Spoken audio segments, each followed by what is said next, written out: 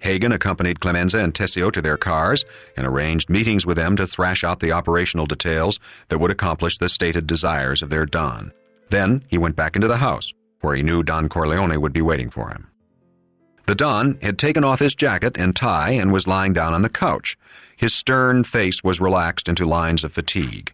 He waved Hagen into a chair.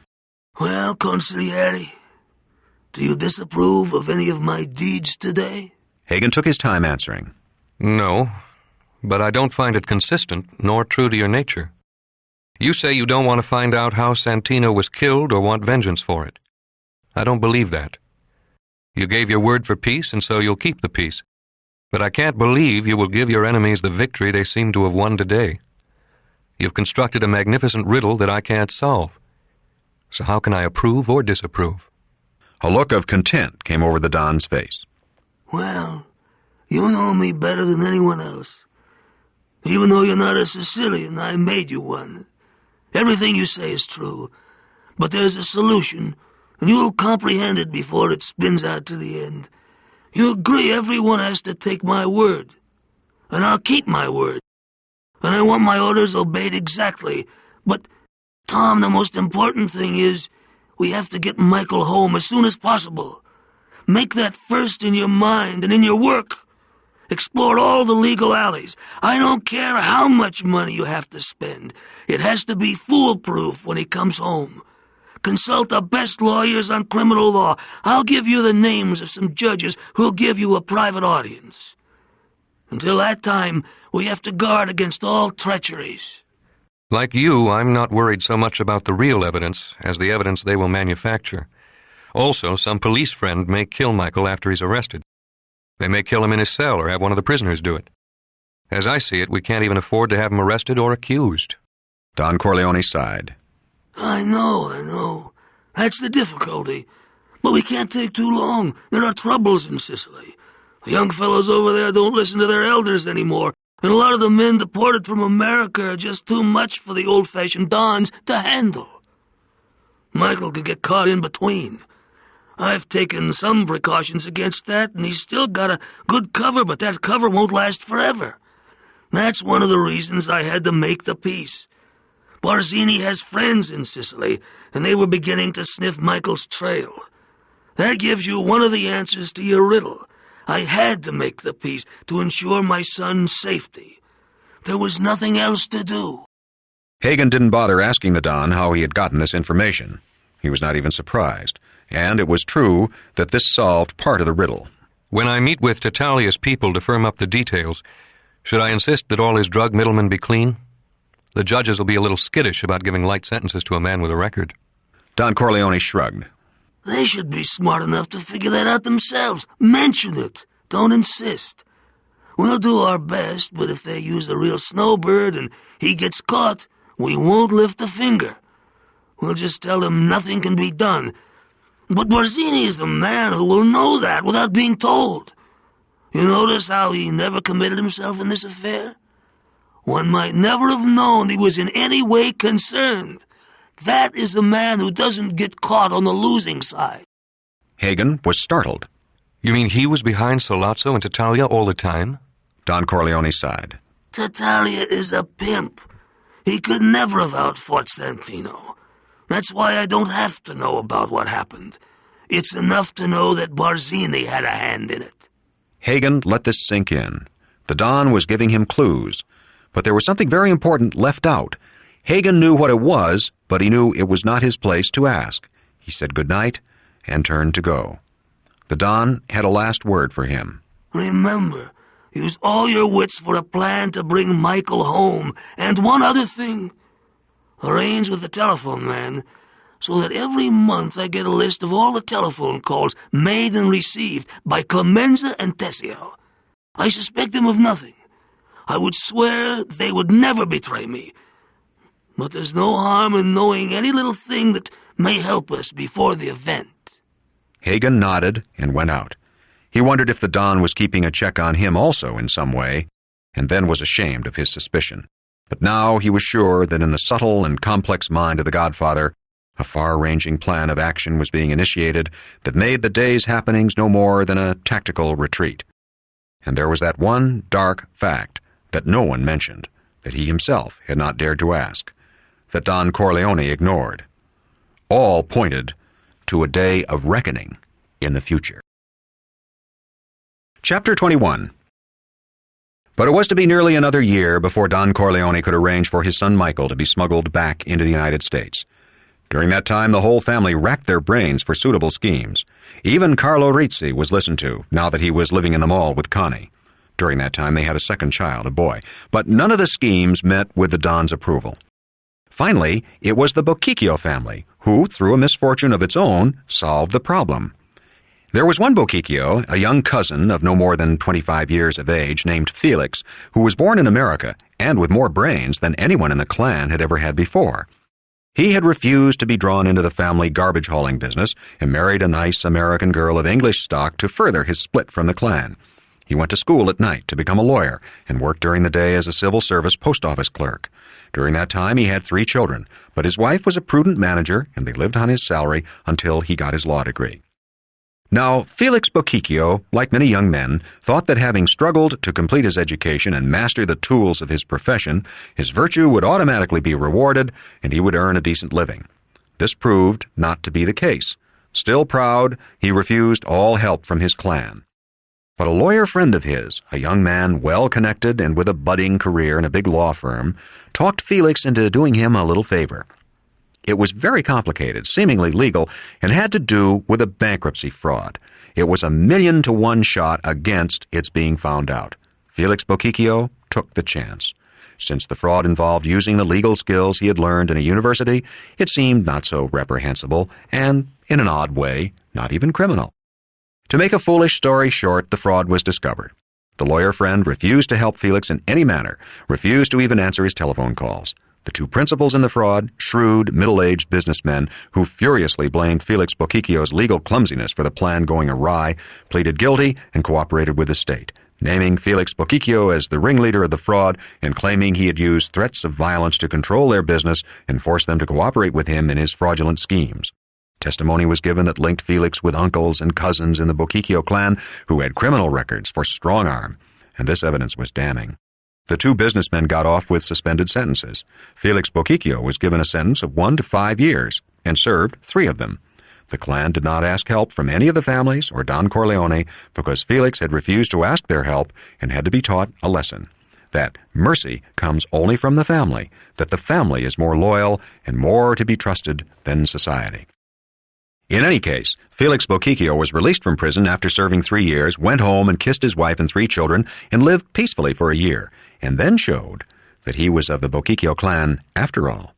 Without any attempt to conceal his guilt, he procured a weapon, a pistol, and shot his lawyer friend to death. He then searched out the 2 businessmen and calmly shot them both through the head as they came out of a luncheonette. He left the bodies lying in the street and went into the luncheonette and ordered a cup of coffee, which he drank while he waited for the police to come and arrest him. His trial was swift and his judgment merciless. A member of the criminal underworld had cold-bloodedly murdered state witnesses who had sent him to the prison he richly deserved.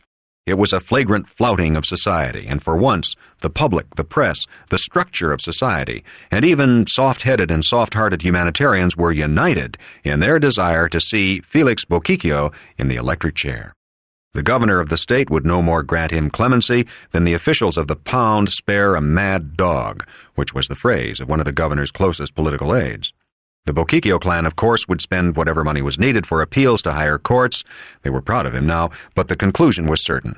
After the legal falderal, which might take a little time, Felix Bochicchio would die in the electric chair. It was Hagen who brought this case to the attention of the Don at the request of one of the Bochicchios, who hoped that something could be done for the young man. Don Corleone curtly refused. He was not a magician. People asked him the impossible.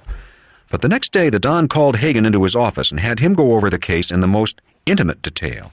When Hagen was finished, Don Corleone told him to summon the head of the Bochicchio clan to the mall for a meeting. What happened next had the simplicity of genius. Don Corleone guaranteed to the head of the Bochicchio clan that the wife and children of Felix Bochicchio would be rewarded with a handsome pension. The money for this would be handed over to the Bochicchio clan immediately. In turn, Felix must confess to the murder of Sollazzo and the police captain McCluskey. There were many details to be arranged. Felix Bocchicchio would have to confess convincingly. That is, he would have to know some of the true details to confess to. Also, he must implicate the police captain in narcotics. Then, the waiter at the Luna restaurant must be persuaded to identify Felix Bocchicchio as the murderer. This would take some courage, as the description would change radically. Felix Bocchicchio being much shorter and heavier. But Don Corleone would attend to that. Also, since the condemned man had been a great believer in higher education and a college graduate, he would want his children to go to college. And so, a sum of money would have to be paid by Don Corleone that would take care of the children's college. Then, the Bocchicchio clan had to be reassured that there was no hope for clemency on the original murders. The new confession, of course, would seal the man's already almost certain doom. Everything was arranged, the money paid and suitable contact made with the condemned man so that he could be instructed and advised. Finally, the plan was sprung, and the confession made headlines in all the newspapers. The whole thing was a huge success. But Don Corleone, cautious as always, waited until Felix Bocchicchio was actually executed 4 months later before finally giving the command that Michael Corleone could return home. Chapter 22. Lucy Mancini, a year after Sonny's death, still missed him terribly, grieved for him more fiercely than any lover in any romance. And her dreams were not the insipid dreams of a schoolgirl, her longings not the longings of a devoted wife. She was not rendered desolate by the loss of her life's companion, or miss him because of his stalwart character. She held no fond remembrances of sentimental gifts, of girlish hero worship, his smile, the amused glint of his eyes when she said something endearing or witty. No, she missed him for the more important reason that he had been the only man in the world who could make her body achieve the act of love, and in her youth and innocence she still believed that he was the only man who could possibly do so. Now, a year later, she sunned herself in the balmy Nevada air. At her feet, the slender, blond young man was playing with her toes. They were at the side of the hotel pool for the Sunday afternoon, and despite the people all around them, his hand was sliding up her bare thigh. Oh, Jules, stop. I thought doctors at least weren't as silly as other men. Jules grinned at her. I'm a Las Vegas doctor. He tickled the inside of her thigh and was amazed how just a little thing like that could excite her so powerfully. It showed on her face, though she tried to hide it. She was really a very primitive, innocent girl. Then why couldn't he make her come across? He had to figure that one out. And never mind the crap about a lost love that could never be replaced. This was living tissue here under his hand, and living tissue required other living tissue. Dr. Jules Siegel decided he would make the big push tonight at his apartment. He'd wanted to make her come across without any trickery, but if trickery there had to be, he was the man for it. All in the interest of science, of course, and besides, this poor kid was dying for it. Jules, stop. Please, stop. Her voice was trembling. Jules was immediately contrite. Okay, honey. He put his head in her lap, and using her soft thighs as a pillow, he took a little nap. He was amused at her squirming, the heat that registered from her loins, and when she put her hand on his head to smooth his hair, he grasped her wrist playfully and held it lover-like. But really, to feel her pulse, it was galloping. He'd get her tonight, and he'd solve the mystery, what the hell ever it was. Fully confident, Dr. Jules Siegel fell asleep. Lucy watched the people around the pool. She could never have imagined her life would change so in less than 2 years. She never regretted her foolishness at Connie Corleone's wedding. It was the most wonderful thing that had ever happened to her, and she lived it over and over again in her dreams, as she lived over and over again the months that followed. Sonny had visited her once a week, sometimes more, never less. The days before she saw him again, her body was in torment. Their passion for each other was of the most elementary kind, undiluted by poetry or any form of intellectualism. It was love of the coarsest nature, a fleshly love, a love of tissue for opposing tissue. When Sonny called to tell her he was coming, she made certain there was enough liquor in the apartment and enough food for supper and breakfast, because usually he would not leave until late the next morning. He wanted his fill of her as she wanted her fill of him. He had his own key, and when he came in the door, she would fly into his massive arms. They would both be brutally direct, brutally primitive. During their first kiss, they would be fumbling at each other's clothing, and he would be lifting her in the air, and she would be wrapping her legs around his huge thighs. They would be making love standing up in the foyer of her apartment as if they had to repeat their first act of love together, and then he would carry her so to the bedroom. They would lie in bed making love, They would live together in the apartment for 16 hours, completely naked. She would cook for him, enormous meals. Sometimes he would get phone calls, obviously about business, but she never even listened to the words. She would be too busy toying with his body, fondling it, kissing it, burying her mouth in it.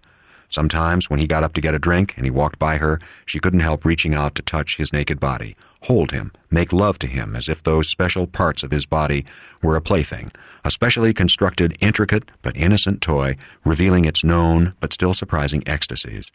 At first, she had been ashamed of these excesses on her part, but soon saw that they pleased her lover, that her complete sensual enslavement to his body flattered him.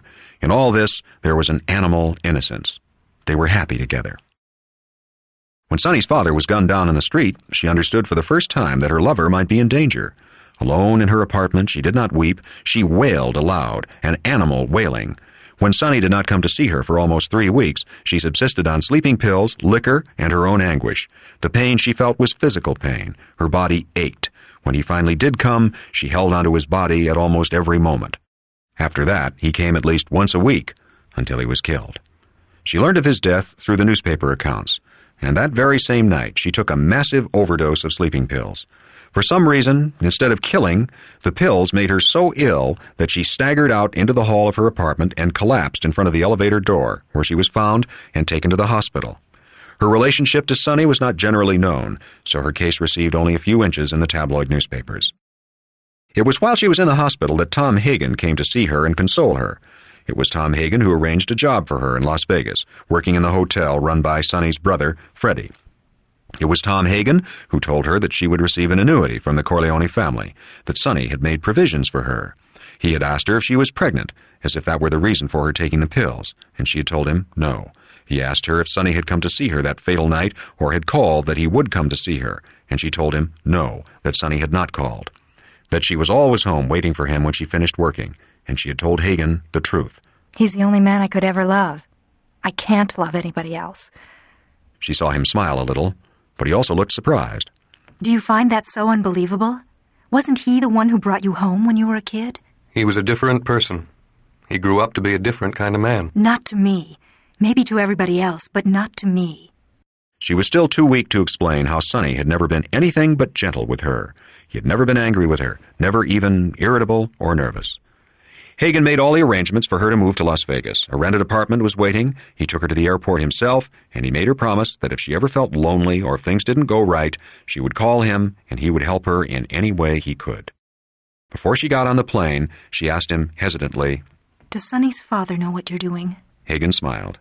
I'm acting for him as well as myself. He's old-fashioned in these things, and he would never go against the legal wife of his son. But he feels that you were just a young girl and Sonny should have known better. And your taking all those pills shook everybody up. He didn't explain how incredible it was to a man like the Don that any person should try suicide. Now, after nearly 18 months in Las Vegas, she was surprised to find herself almost happy. Some nights she dreamed about Sonny, and lying awake before dawn continued her dream with her own caresses until she could sleep again. She had not had a man since. But the life in Vegas agreed with her. She went swimming in the hotel pool, sailed on Lake Mead, and drove through the desert on her day off. She became thinner, and this improved her figure. She was still voluptuous, but more in the American than the old Italian style. She worked in the public relations section of the hotel as a receptionist and had nothing to do with Freddie, though when he saw her, he would stop and chat a little. She was surprised at the change in Freddie. He had become a ladies' man, dressed beautifully, and seemed to have a real flair for running a gambling resort. He controlled the hotel side, something not usually done by casino owners. With the long, very hot summer seasons, or perhaps his more active sex life, he too had become thinner, and Hollywood tailoring made him look almost debonair in a deadly sort of way. It was after 6 months that Tom Hagen came out to see how she was doing. She had been receiving a check for $600 a month, every month, in addition to her salary. Hagen explained that this money had to be shown as coming from someplace and asked her to sign complete powers of attorney so that he could channel the money properly.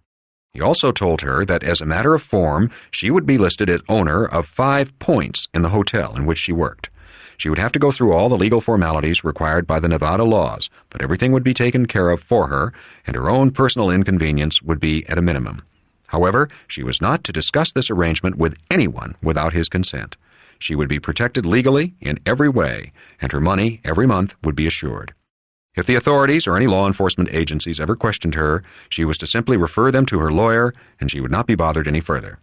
Lucy agreed. She understood what was happening, but had no objection to how she was being used. It seemed a reasonable favor. But when Hagen asked her to keep her eyes open around the hotel, keep an eye on Freddie and on Freddie's boss, the man who owned and operated the hotel as a major stockholder, she said to him, Oh, Tom, you don't want me to spy on Freddie. Hagen smiled. His father worries about Freddie. He's in fast company with Mo Green, and we just want to make sure he doesn't get into any trouble. He didn't bother to explain to her that the Don had backed the building of this hotel in the desert of Las Vegas not only to supply a haven for his son, but to get a foot in the door for bigger operations. It was shortly after this interview that Dr. Jules Siegel came to work as the hotel house physician.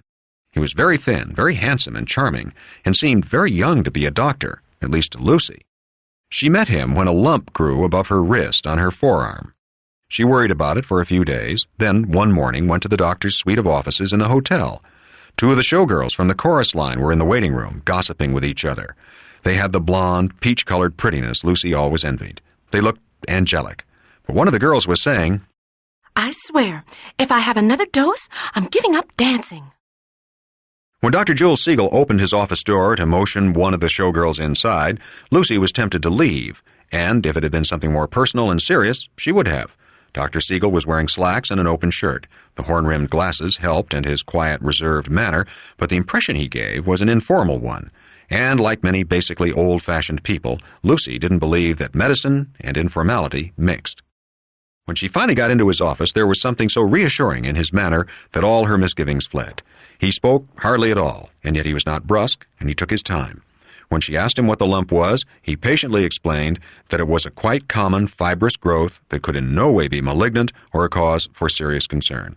He picked up a heavy medical book and said, Hold out your arm. She held out her arms tentatively. He smiled at her for the first time. I'm going to cheat myself out of a surgical fee. I'll just smash it with this book and it will flatten out. It may pop up again, but if I remove it surgically, you'll be out of money and have to wear bandages and all that. Okay? She smiled at him.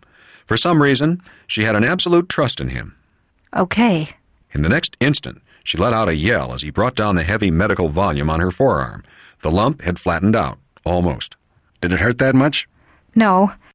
She watched him completing her case history card. Is that all? He nodded, not paying any more attention to her. She left. A week later, he saw her in the coffee shop and sat next to her at the counter. How's the arm? She smiled at him. Fine. You're pretty unorthodox, but you're pretty good. He grinned at her. You don't know how unorthodox I am. And I didn't know how rich you were. The Vegas Sun just published the list of point owners in the hotel, and Lucy Mancini has a big 10 points. I could have made a fortune on that little bump. She didn't answer him, suddenly reminded of Hagen's warnings. He grinned again. Don't worry. I know the score. You're just one of the dummies. Vegas is full of them. How about seeing one of the shows with me tonight, and I'll buy you dinner. I'll even buy you some roulette chips. She was a little doubtful. He urged her. Finally, she said, I'd like to come, but I'm afraid you might be disappointed by how the night ends. I'm not really a swinger like most of the girls here in Vegas. That's why I asked you. I've prescribed a night's rest for myself. Lucy smiled at him and said a little sadly, Is it that obvious? He shook his head. Okay, supper then, but I'll buy my own roulette chips. They went to the supper show, and Jules kept her amused by describing different types of bare thighs and breasts in medical terms, but without sneering, all in good humor. Afterward, they played roulette together at the same wheel and won over $100. Still later, they drove up to Boulder Dam in the moonlight, and he tried to make love to her, but when she resisted after a few kisses, he knew that she really meant no, and stopped. Again, he took his defeat with great good humor. With half-guilty reproach, Lucy said, I told you I wouldn't. You would have been awfully insulted if I didn't even try. And she had to laugh because it was true. The next few months, they became best friends. It wasn't love because they didn't make love. Lucy wouldn't let him. She could see he was puzzled by her refusal, but not hurt the way most men would be, and that made her trust him even more. She found out that beneath his professional doctor's exterior, he was wildly fun-loving and reckless. On weekends, he drove a souped-up MG in the California races. When he took a vacation, he went down into the interior of Mexico, the real wild country, he told her, where strangers were murdered for their shoes, and life was as primitive as 1,000 years ago. Quite accidentally, she learned that he was a surgeon and had been connected with a famous hospital in New York. All this made her more puzzled than ever at his having taken the job at the hotel. When she asked him about it, Jules said, "You tell me your dark secret, and I'll tell you mine." She blushed and let the matter drop. Jules didn't pursue it either, and their relationship continued, a warm friendship that she counted on more than she realized.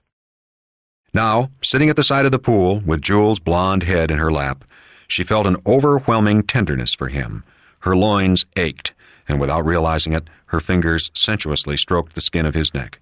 He seemed to be sleeping, not noticing, and she became excited just by the feel of him against her.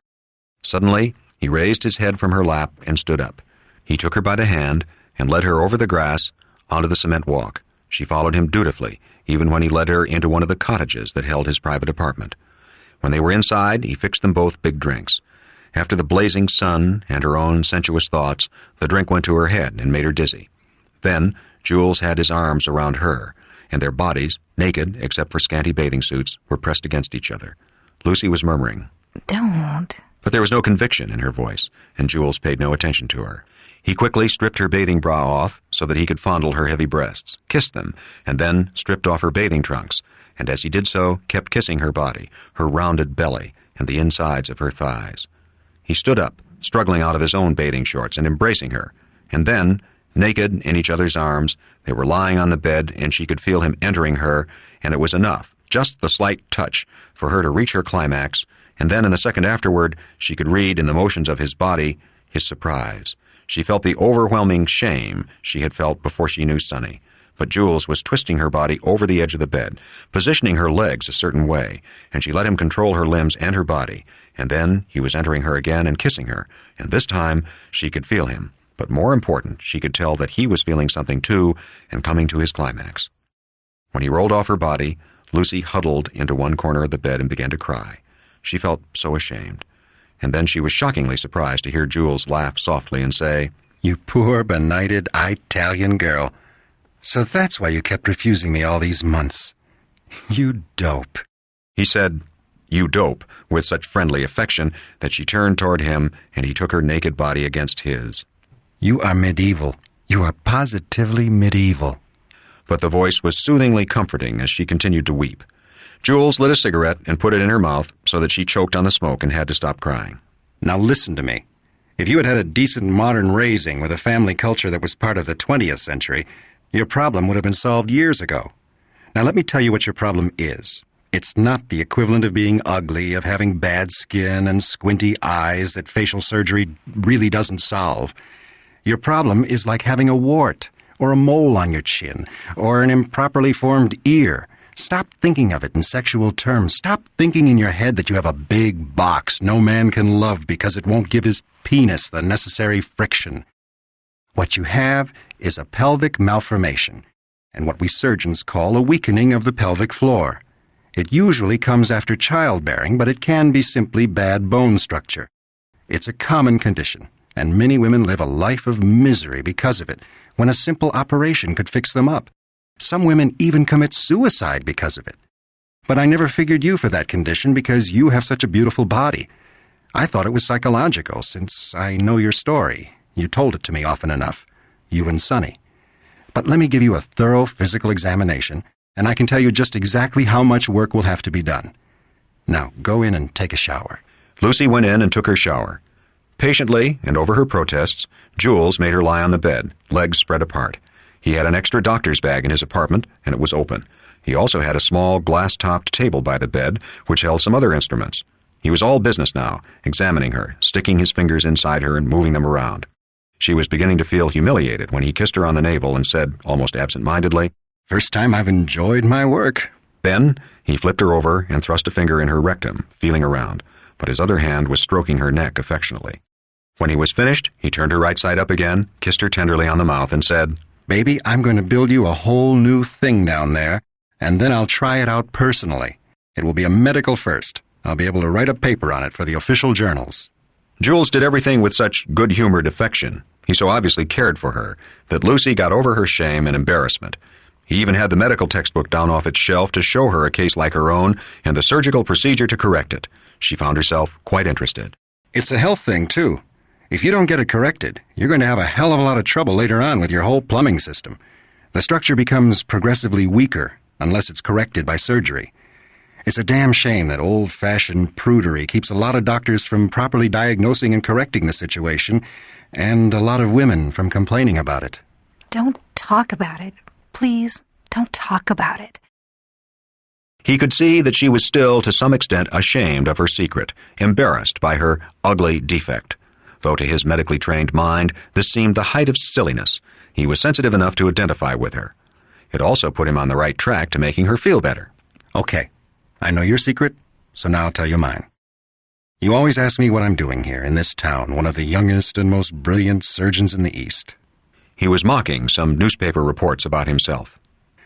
The truth is that I'm an abortionist, which in itself is not so bad, so is half the medical profession.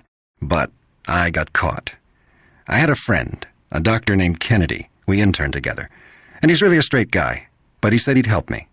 I understand Tom Hagen had told him if he ever needed help on anything, the Corleone family was indebted to him. So he spoke to Hagen. The next thing I know, the charges were dropped, but the Medical Association and the Eastern Establishment had me blacklisted. So the Corleone family got me this job out here. I make a good living. I do a job that has to be done.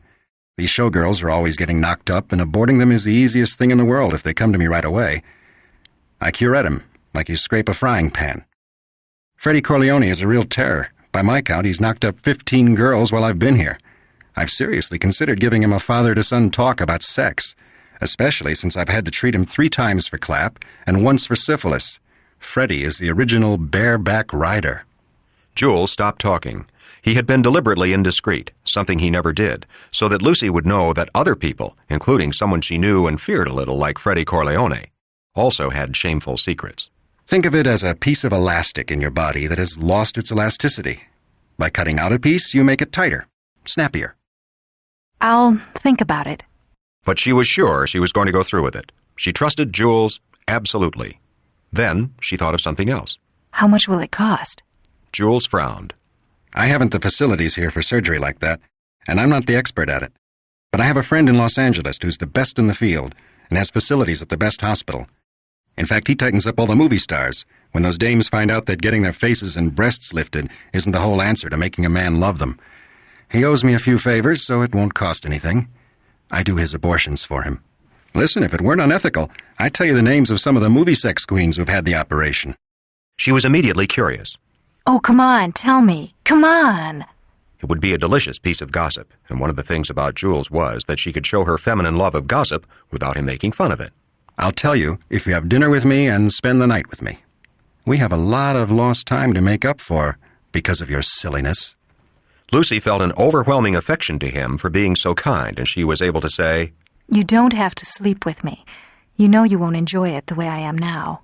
Jules burst out laughing. You dope. You incredible dope. Didn't you ever hear of any other way of making love, far more ancient, far more civilized? Are you really that innocent? Oh, that. Oh, that. Nice girls don't do that. Manly men don't do that. Even in the year 1948. Well, baby, I can take you to the house of a little old lady right here in Las Vegas who was the youngest madam of the most popular whorehouse in the Wild West days, back in 1880, I think it was. She likes to talk about the old days. You know what she told me? That those gunslingers, those manly, virile, straight-shooting cowboys would always ask the girls for a French, what we doctors call fellatio, what you call oh that. Did you ever think of doing oh that with your beloved Sonny? For the first time, she truly surprised him. She turned on him with what he could think of only as a Mona Lisa smile, his scientific mind immediately darting off on a tangent. Could this be the solving of that centuries-old mystery? And said quietly, I did everything with Sonny. It was the first time she had ever admitted anything like that to anyone. 2 weeks later, Jules Siegel stood in the operating room of the Los Angeles hospital and watched his friend, Dr. Frederick Kellner, perform the specialty. Before Lucy was put under anesthesia, Jules leaned over.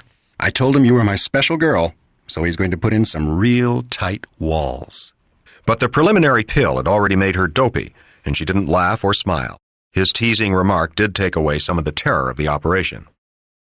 Dr. Kellner made his incision with the confidence of a pool shark making an easy shot.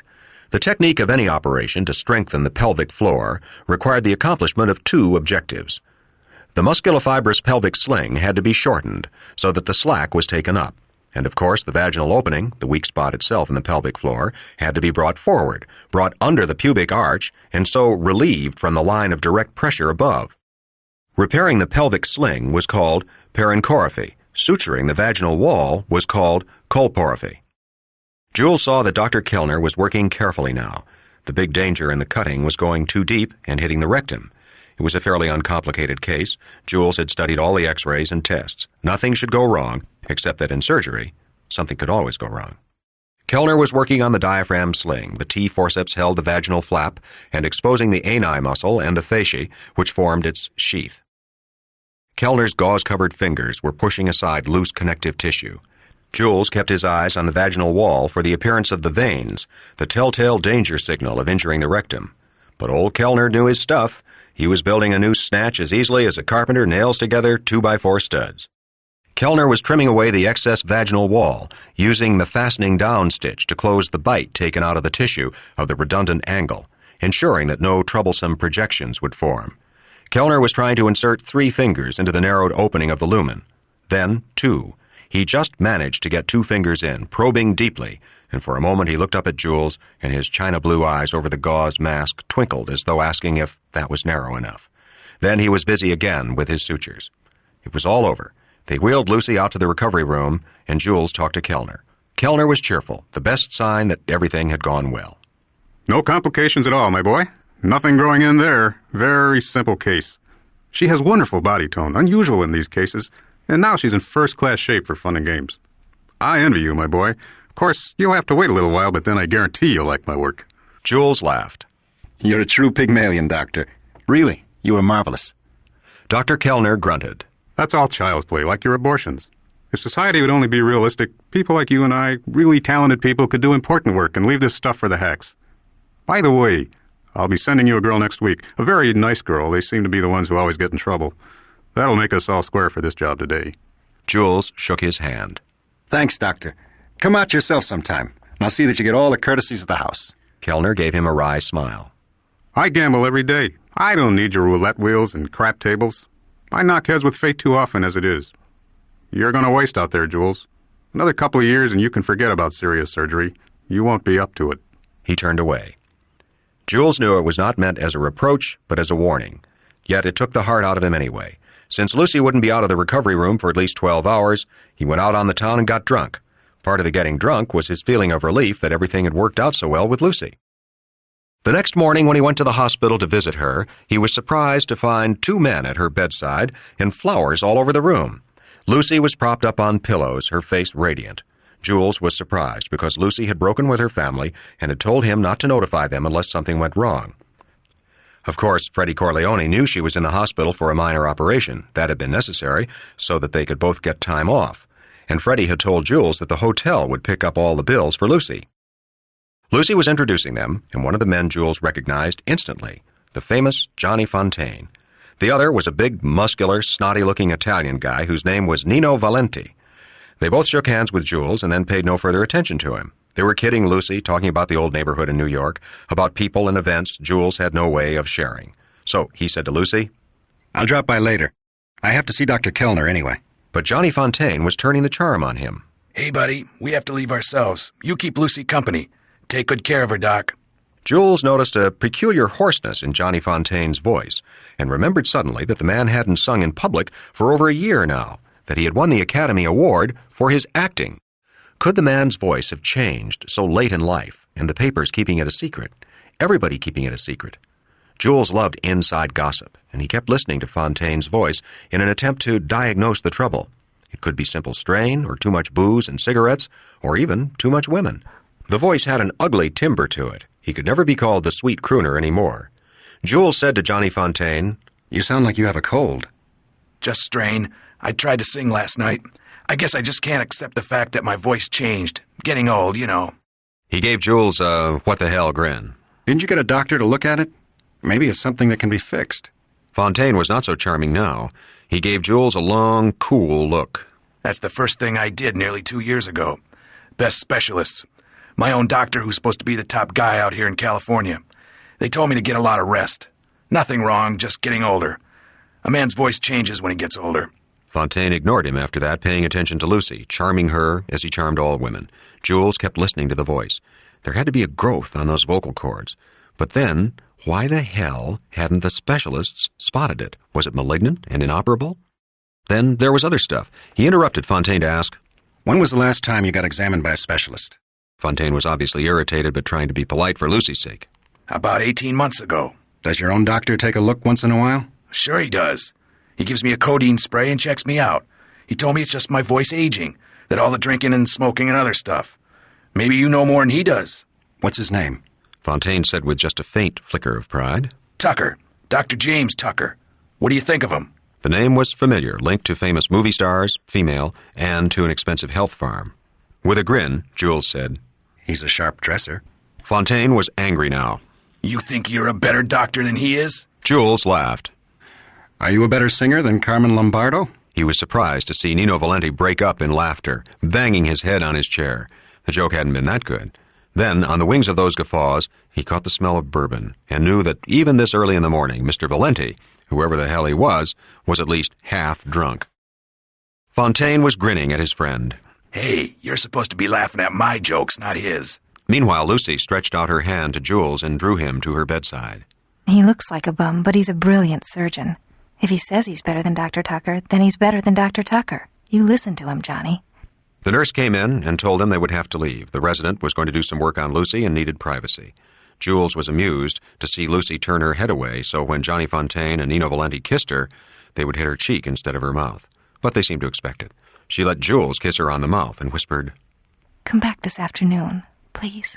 He nodded. Out in the corridor, Valenti asked him, What was the operation for? Anything serious? Jules shook his head. Just a little female plumbing. Absolutely routine, please believe me. I'm more concerned than you are. I hope to marry the girl. They were looking at him appraisingly, so he asked, How did you find out she was in the hospital? Freddie called us and asked us to look in. We all grew up in the same neighborhood. Lucy was maid of honor when Freddie's sister got married. Oh. He didn't let on that he knew the whole story, perhaps because they were so cagey about protecting Lucy and her affair with Sonny. As they walked down the corridor, Jules said to Fontaine, I have visiting doctor's privileges here. Why don't you let me have a look at your throat? Fontaine shook his head. I'm in a hurry.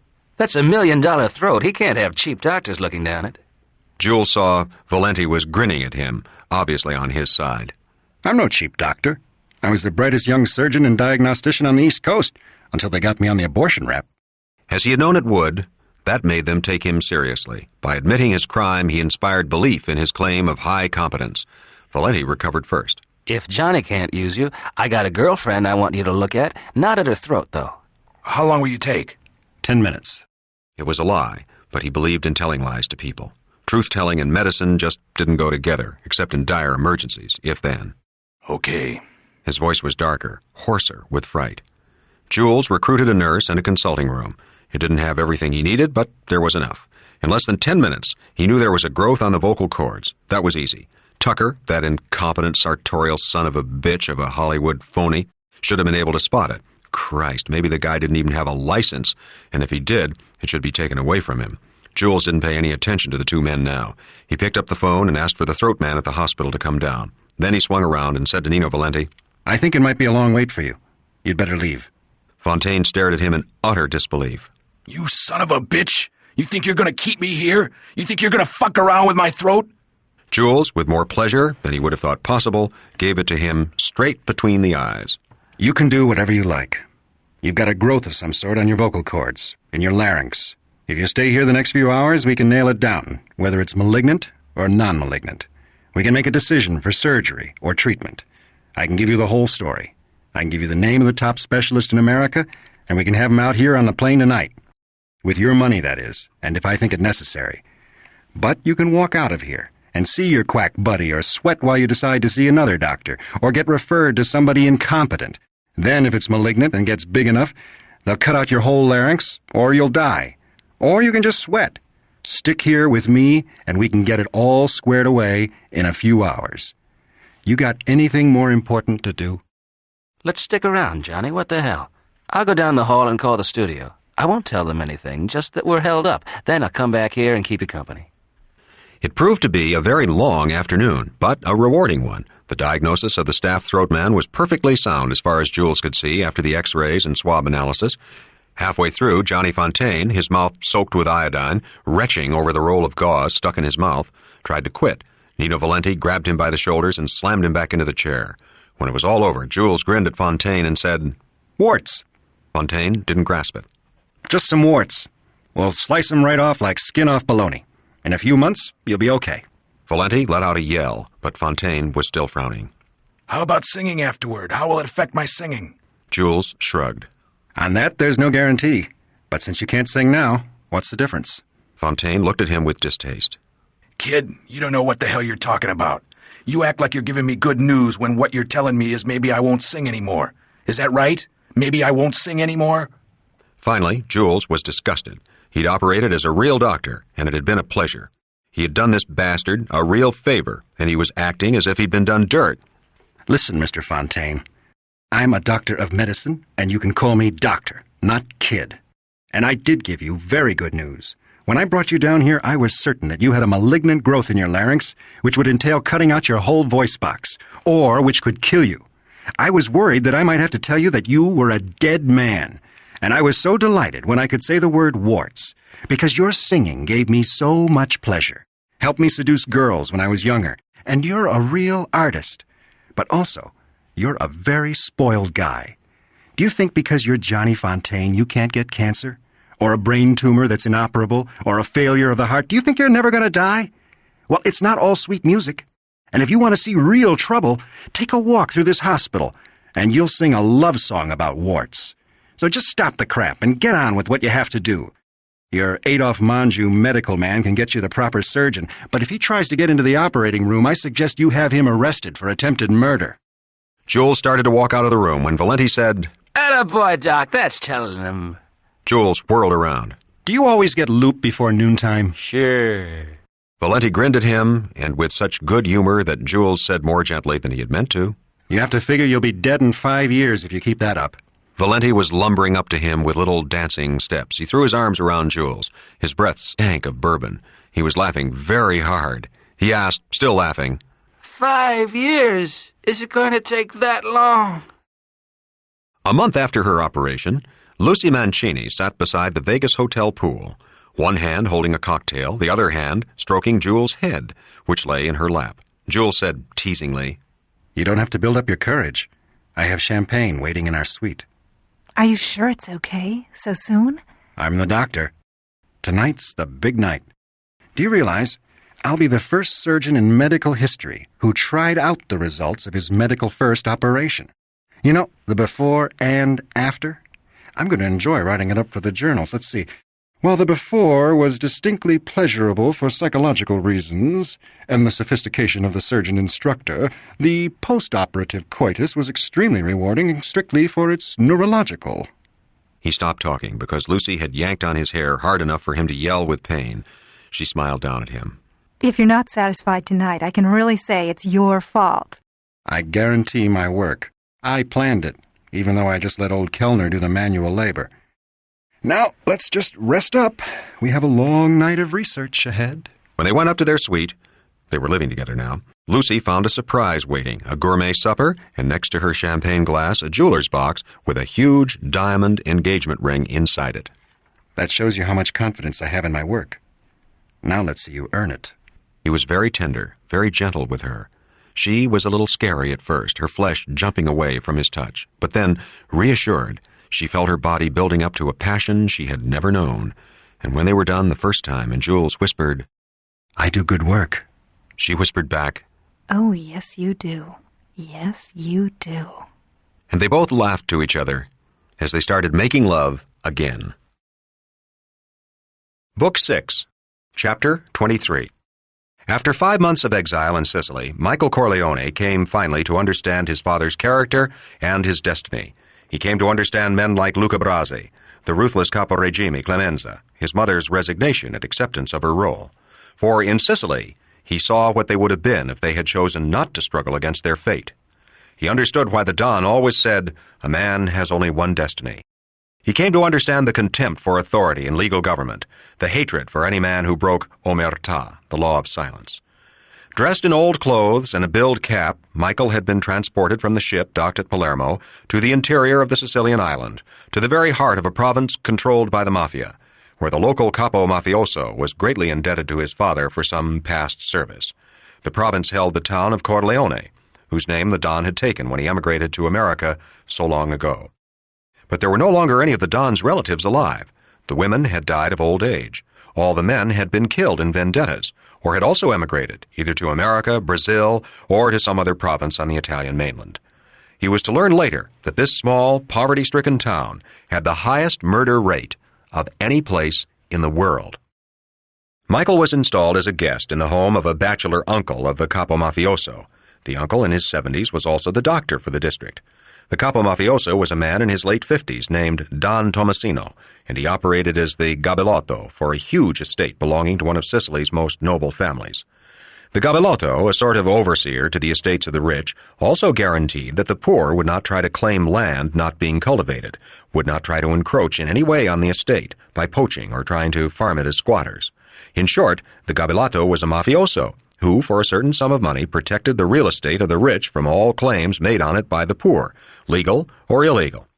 When any poor peasant tried to implement the law which permitted him to buy uncultivated land, the gabellotto frightened him off with threats of bodily harm or death. It was that simple. Don Tomasino also controlled the water rights in the area and vetoed the local building of any new dams by the Roman government. Such dams would ruin the lucrative business of selling water from the artesian wells he controlled, make water too cheap, ruin the whole important water economy so laboriously built up over hundreds of years. However, Don Tomasino was an old-fashioned mafia chief and would have nothing to do with dope traffic or prostitution. In this, Don Tomasino was at odds with the new breed of mafia leaders springing up in big cities like Palermo. New men who, influenced by American gangsters deported to Italy, had no such scruples. The mafia chief was an extremely portly man, a man with a belly, literally, as well as in the figurative sense that meant a man able to inspire fear in his fellow men.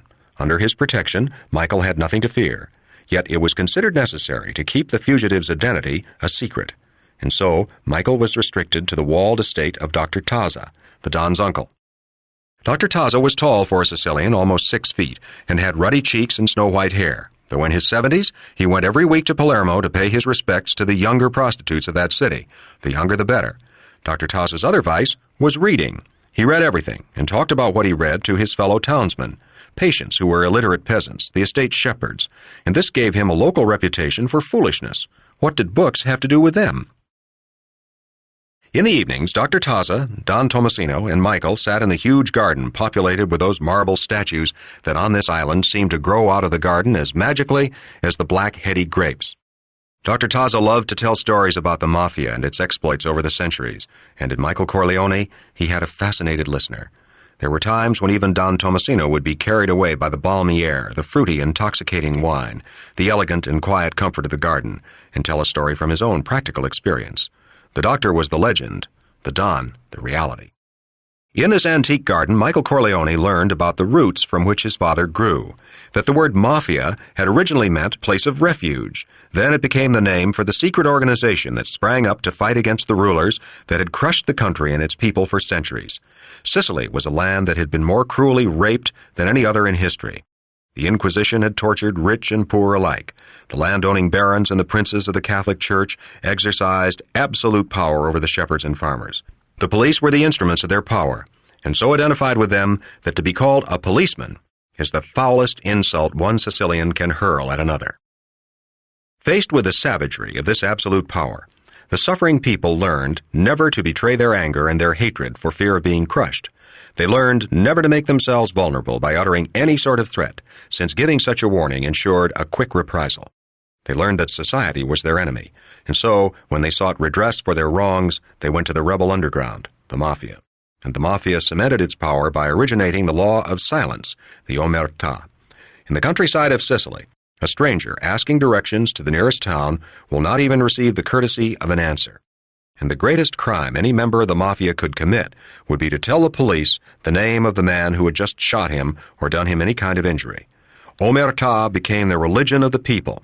A woman whose husband has been murdered would not tell the police the name of her husband's murderer, not even of her child's murderer, her daughter's raper. Justice had never been forthcoming from the authorities, and so the people had always gone to the Robin Hood Mafia, and to some extent, the Mafia still fulfilled this role. People turned to their local capo mafioso for help in every emergency. He was their social worker, their district captain, ready with a basket of food and a job, their protector. But what Dr. Taza did not add, what Michael learned on his own in the months that followed, was that the Mafia in Sicily had become the illegal arm of the rich and even the auxiliary police of the legal and political structure. It had become a degenerate capitalist structure, anti-communist, anti-liberal, placing its own taxes on every form of business endeavor, no matter how small. Michael Corleone understood for the first time why men like his father chose to become thieves and murderers rather than members of the legal society. The poverty and fear and degradation were too awful to be acceptable to any man of spirit, and in America, some emigrating Sicilians had assumed there would be an equally cruel authority. Dr. Taza offered to take Michael into Palermo with him on his weekly visit to the bordello, but Michael refused. His flight to Sicily had prevented him from getting proper medical treatment for his smashed jaw, and he now carried a memento from Captain McCluskey on the left side of his face. The bones had knitted badly, throwing his profile askew, giving him the appearance of depravity when viewed from that side. He had always been vain about his looks, and this upset him more than he thought possible. The pain that came and went, he didn't mind at all. Dr. Taza gave him some pills that deadened it. Taza offered to treat his face, but Michael refused. He had been there long enough to learn that Dr. Taza was perhaps the worst physician in Sicily. Dr. Taza read everything but his medical literature, which he admitted he could not understand. He had passed his medical exams through the good offices of the most important mafia chief in Sicily, who had made a special trip to Palermo to confer with Taza's professors about what grades they should give him. And this, too, showed how the mafia in Sicily was cancerous to the society it inhabited. Merit meant nothing. Talent meant nothing. Work meant nothing. The mafia godfather gave you your profession as a gift. Michael had plenty of time to think things out. During the day, he took walks in the countryside, always accompanied by two of the shepherds attached to Don Tomasino's estate. The shepherds of the island were often recruited to act as the mafia's hired killers, and did their job simply to earn money to live. Michael thought about his father's organization. If it continued to prosper, it would grow into what had happened here on this island, so cancerous that it would destroy the whole country. Sicily was already a land of ghosts, its men emigrating to every other country on earth to be able to earn their bread, or simply to escape being murdered for exercising their political and economic freedoms. On his long walks, the most striking thing in Michael's eyes was the magnificent beauty of the country. He walked through the orange orchards that formed shady, deep caverns through the countryside, with their ancient conduits splashing water out of the fanged mouths of great snake stones carved before Christ. Houses built like ancient Roman villas, with huge marble portals and great vaulted rooms, falling into ruins or inhabited by stray sheep. On the horizon, the bony hills shone like picked bleached bones piled high. Gardens and fields, sparkly green, decorated the desert landscape like bright emerald necklaces. And sometimes he walked as far as the town of Corleone, its 18,000 people strung out in dwellings that pitted the side of the nearest mountain, the mean hovels built out of black rock quarried from that mountain.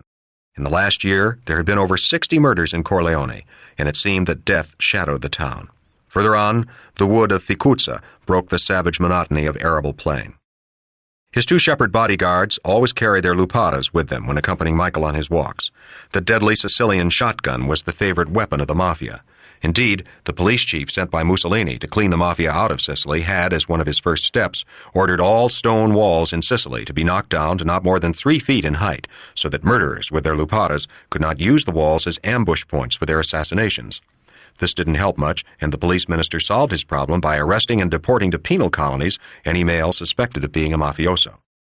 When the island of Sicily was liberated by the Allied armies, the American military government officials believed that anyone imprisoned by the fascist regime was a Democrat, and many of these mafiosi were appointed as mayors of villages or interpreters to the military government. This good fortune enabled the mafia to reconstitute itself and become more formidable than ever before.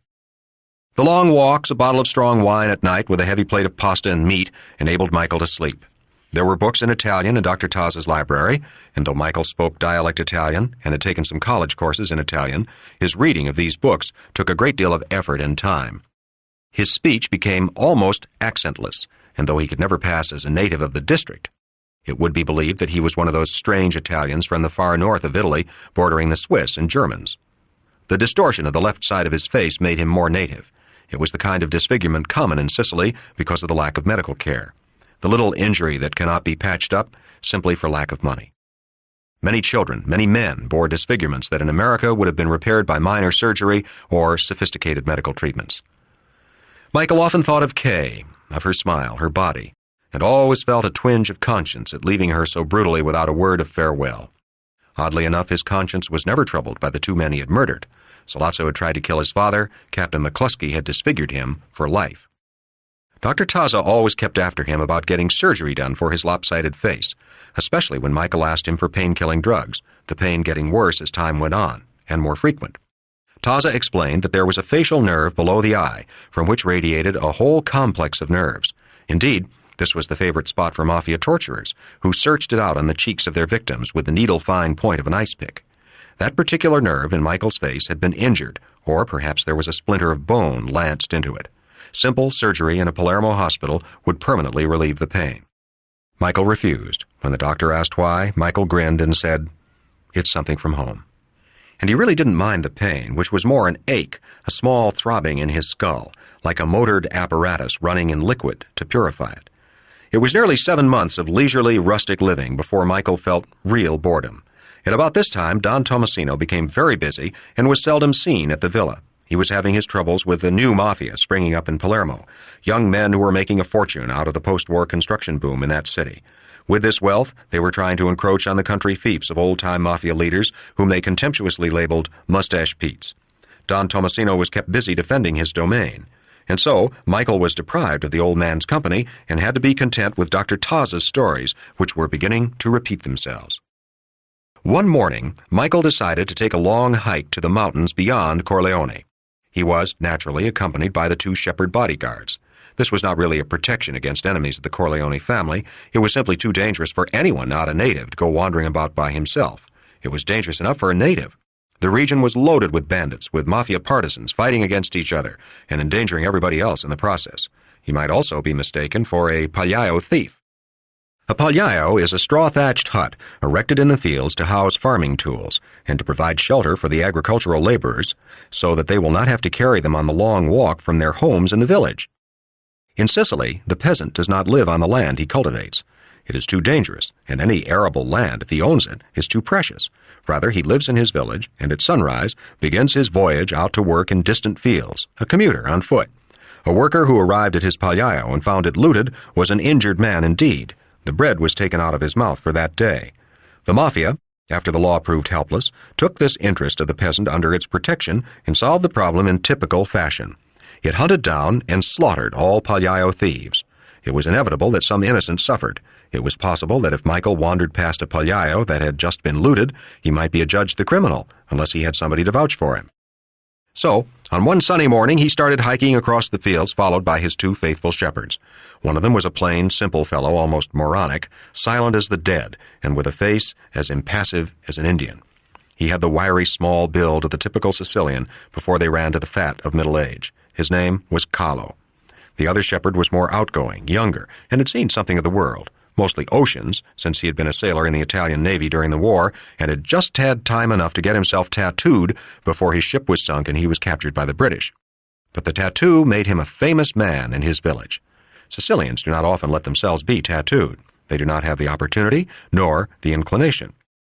The shepherd, Fabrizio, had done so primarily to cover a splotchy red birthmark on his belly, and yet the mafia market carts had gaily painted scenes on their sides, beautiful primitive paintings done with loving care.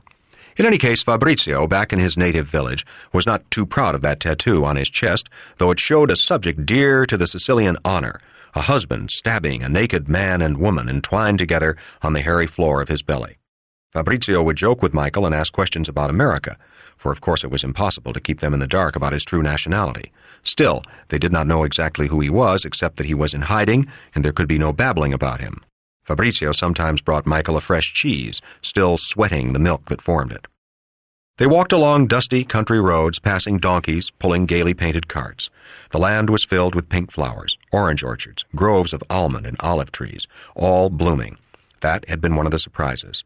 Michael had expected a barren land because of the legendary poverty of Sicilians, and yet he had found it a land of gushing plenty, carpeted with flowers scented by lemon blossoms. It was so beautiful that he wondered how its people could bear to leave it. How terrible man had been to his fellow man could be measured by the great exodus from what seemed to be a Garden of Eden. He had planned to walk to the coastal village of Mazzara and then take a bus back to Corleone in the evening, and so tire himself out and be able to sleep. The two shepherds wore rucksacks filled with bread and cheese they could eat on the way. They carried their luparas quite openly, as if out for a day's hunting. It was a most beautiful morning. Michael felt as he had felt when, as a child, he had gone out early on a summer day to play ball. Then, each day had been freshly washed, freshly painted, and so it was now. Sicily was carpeted in gaudy flowers, the scent of orange and lemon blossoms so heavy that even with his facial injury, which pressed on the sinuses, he could smell it. The smashing on the left side of his face had completely healed, but the bone had formed improperly, and the pressure on his sinuses made his left eye hurt. It also made his nose run continually. He filled up handkerchiefs with mucus, and often blew his nose out onto the ground as the local peasants did, a habit that had disgusted him when he was a boy, and had seen old Italians, disdaining handkerchiefs as English foppery, blow out their noses in the asphalt gutters. His face, too, felt heavy. Dr. Taza had told him that this was due to the pressure on his sinuses caused by the badly healed fracture. Dr. Taza called it an eggshell fracture of the zygoma, that if it had been treated before the bones knitted, it could have been easily remedied by a minor surgical procedure using an instrument like a spoon to push out the bone to its proper shape. Now, however, said the doctor, he would have to check into a Palermo hospital and undergo a major procedure called maxillofacial surgery, where the bone would be broken again. That was enough for Michael. He refused. And yet, more than the pain, more than the nose dripping, he was bothered by the feeling of heaviness in his face. He never reached the coast that day. After going about 15 miles, he and his shepherd stopped in the cool, green, watery shade of an orange grove to eat lunch and drink their wine. Fabrizio was chattering about how he would someday get to America. After drinking and eating, they lolled in the shade, and Fabrizio unbuttoned his shirt and contracted his stomach muscles to make the tattoo come alive. The naked couple on his chest writhed in a lover's agony, and the dagger thrust by the husband quivered in their transfixed flesh. It amused them.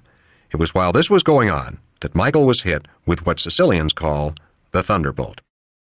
Beyond the orange grove lay the green ribboned fields of a baronial estate. Down the road from the grove was a villa so Roman it looked as if it had been dug up from the ruins of Pompeii. It was a little palace with a huge marble portico and fluted Grecian columns, and through those columns came a bevy of village girls, flanked by two stout matrons clad in black. They were from the village, and had obviously fulfilled their ancient duty to the local baron by cleaning his villa and otherwise preparing it for his winter sojourn. Now they were going into the fields to pick the flowers with which they would fill the rooms. They were gathering the pink sulla, purple wisteria, mixing them with orange and lemon blossoms. The girls, not seeing the men resting in the orange grove, came closer and closer. They were dressed in cheap, gaily printed frocks that clung to their bodies. They were still in their teens, but with the full womanliness sun-drenched flesh ripened into so quickly. 3 or 4 of them started chasing one girl, chasing her toward the grove. The girl being chased held a bunch of huge purple grapes in her left hand, and with her right hand was picking grapes off the cluster and throwing them at her pursuers. She had a crown of ringleted hair as purple-black as the grapes, and her body seemed to be bursting out of its skin. Just short of the grove, she poised, startled, her eyes having caught the alien color of the men's shirts. She stood there, up on her toes, poised like a deer to run. She was very close now, close enough for the men to see every feature of her face. She was all ovals, oval-shaped eyes, the bones of her face, the contour of her brow. Her skin was an exquisite dark creaminess, and her eyes, enormous, dark violet or brown, but dark with long, heavy lashes, shadowed her lovely face. Her mouth was rich without being gross, sweet without being weak, and dyed dark red with the juice of the grapes. She was so incredibly lovely that Fabrizio murmured, "Jesus Christ, take my soul, I'm dying," as a joke, but the words came out a little too hoarsely. As if she had heard him, the girl came down off her toes and whirled away from them and fled back to her pursuers. Her haunches moved like an animal's beneath the tight print of her dress, as pagan and as innocently lustful. When she reached her friends, she whirled around again, and her face was like a dark hollow against the field of bright flowers. She extended an arm, the hand full of grapes, pointed toward the grove. The girls fled laughing, with the black-clad, stout matrons scolding them on. As for Michael Corleone, he found himself standing, his heart pounding in his chest. He felt a little dizzy. The blood was surging through his body, through all its extremities and pounding against the tips of his fingers, the tips of his toes.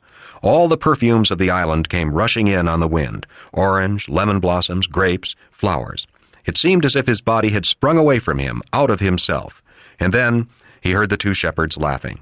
Clapping him on the shoulder, Fabrizio said, You got hit by the thunderbolt, eh? Even Carlo became friendly, patting him on the arm and saying, Easy, man, easy, but with affection, as if Michael had been hit by a car. Fabrizio handed him a wine bottle, and Michael took a long slug. It cleared his head. He said, What the hell are you damn sheep lovers talking about? Both men laughed. Carlo, his honest face filled with the utmost seriousness, said, You can't hide the thunderbolt. When it hits you, everybody can see it. Christ, man, don't be ashamed of it. Some men pray for the thunderbolt. You're a lucky fellow. Michael wasn't too pleased about his emotions being so easily read, but this was the first time in his life such a thing had happened to him. It was nothing like his adolescent crushes. It was nothing like the love he'd had for Kay, a love based as much on her sweetness, her intelligence, and the polarity of the fair and dark. This was an overwhelming desire for possession. This was an inerasable printing of the girl's face on his brain, and he knew she would haunt his memory every day of his life if he did not possess her. His life had become simplified, focused on one point. Everything else was unworthy of even a moment's attention. During his exile, he had always thought of Kay, though he felt they could never again be lovers or even friends. He was, after all was said, a murderer, a mafioso who had made his bones.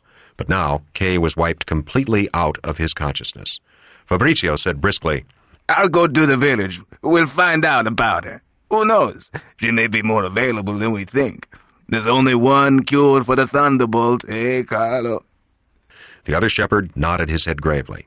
Michael didn't say anything. He followed the two shepherds as they started down the road to the nearby village into which the flock of girls had disappeared.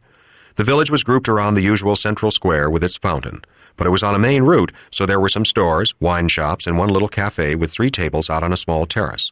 The shepherds sat at one of the tables, and Michael joined them. There was no sign of the girls, not a trace. The village seemed deserted except for small boys and a meandering donkey. The proprietor of the cafe came to serve them. He was a short, burly man, almost dwarfish, but he greeted them cheerfully and set a dish of chickpeas at their table. You're strangers here, so let me advise you, try my wine. The grapes come from my own farm, and it is made by my sons themselves. They mix it with oranges and lemons. It's the best wine in Italy. They let him bring the wine in a jug, and it was even better than he claimed, dark purple and as powerful as a brandy. Fabrizio said to the cafe proprietor, You know all of the girls here, I'll bet. We saw some beauties coming down the road. One in particular got a friend here hit with the thunderbolt. He motioned to Michael. The cafe owner looked at Michael with new interest. The cracked face had seemed quite ordinary to him before, not worth a second glance. But a man hit with a thunderbolt was another matter.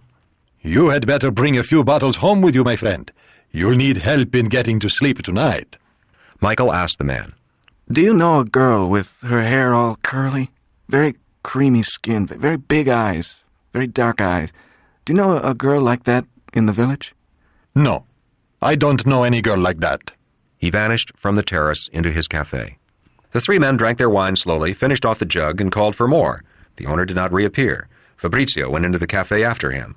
When Fabrizio came out, he grimaced and said to Michael, Just as I had thought.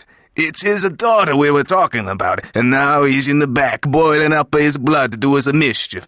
I think we'd better start walking toward Corleone. Despite his months on the island, Michael still could not get used to the Sicilian touchiness on matters of sex, and this was extreme, even for a Sicilian. But the 2 shepherds seemed to take it as a matter of course.